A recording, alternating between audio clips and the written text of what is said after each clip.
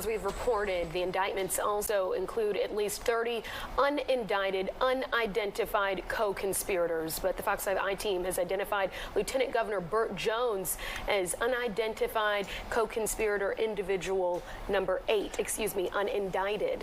Yeah, Jones was one of the so-called fake electors who tried to give Georgia 16 electoral votes to Donald Trump instead of Joe Biden. Fox 5 I-team reporter Randy Travis says some of those electors face charges, but not Jones. Not yet, maybe never.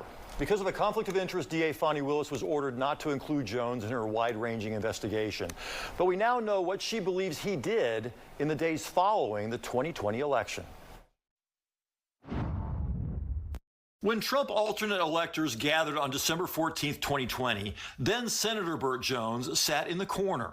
But according to this week's far-reaching indictment, the future lieutenant governor's involvement was very much at the center of this key moment of alleged election interference. It's concerning that another level of government, the lieutenant governor, is being involved in trying to decide what should happen with what the votes. The indictment lists 30 unnamed individuals as unindicted co-conspirators. We now know the name of one. According to the indictment, one of Rudy Giuliani's overt acts was to retweet a post from individual 8. That tweet was from Burt Jones. He was not only involved as an alternative elector, he was one of the instigators and one of the organizers of the electors. The indictment said individual 8, Jones, received emails from one of the defendants, Alpharetta attorney Robert Shealy. I am also making the leadership aware of the importance for Trump electors to meet on December 14th. Please provide the citation to the requirements of the duties which they must comply with. The same day, December 6, 2020, another defendant, John Eastman, emailed Jones and 2 others with more instructions. Trump presidential elector nominees in Georgia needed to meet on December 14, 2020, sign 6 sets of certificates of vote, and mail them to the president of the Senate and to other officials. Despite his involvement in arranging the so-called fake elector meeting, Jones was not originally supposed to be one of the electors.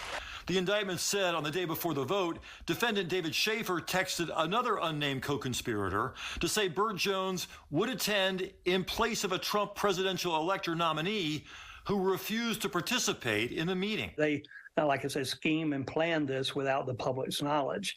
Jones' signature would be on the list of 16 sent to the president of the Senate and archivist, falsely certifying they were the duly elected and qualified electors for president and vice president of the United States of America from the state of Georgia.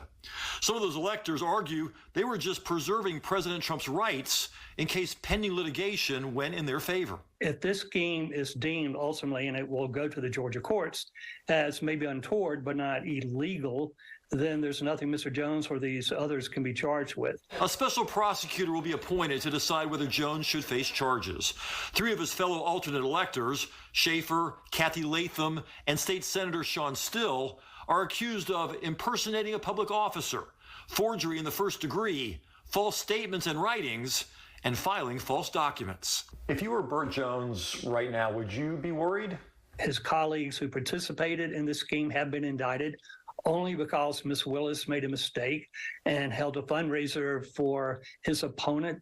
Was he severed from this case? So he's probably breathing a sigh of relief that he's not in this indictment, but he still could be found in another indictment. The Jones camp had no comment about our findings, referring us instead to their statement yesterday criticizing Fani Willis and her decision to start an election interference investigation in the first place. And still no word on when a special prosecutor will be appointed. It may be a bit. All right, Randy, you and the I-team have been digging deep into all of this. Thanks so much. Yeah, still so much more to come. Yeah, thank you. Will do.